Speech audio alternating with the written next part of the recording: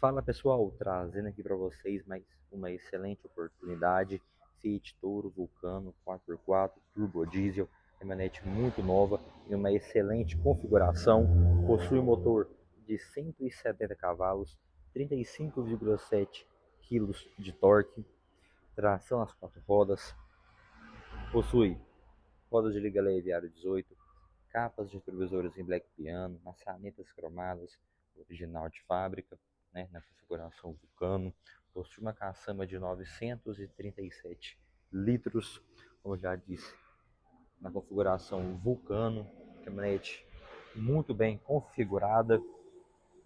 Vindo para a parte interna, a caminhonete possui bancos revestidos em couro, um acabamento bem diferenciado. Possui travas, retrovisores, vidros e banco elétrico, como eu disse, um excelente acabamento.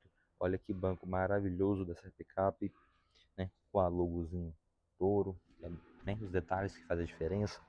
A caminhonete vindo para a parte interna possui um volante multifuncional, possui o painel da caminhonete é todo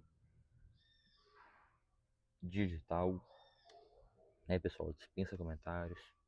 Maravilhoso esse painel. A caminhonete está com 79 mil quilômetros rodados, possui ar digital, carregador por indução, né? A chave presencial, possui um câmbio de 9 marchas, caminhonete muito bem configurada, possui start-stop. Como eu disse, a caminhonete é bem completa, pessoal. Você que está à procura de uma Fiat Toro, você acabou de encontrar. Já não perde essa oportunidade, que essa não dura em estoque. A caminhonete é bem diferenciada de procedência, tem um ótimo histórico de manutenção.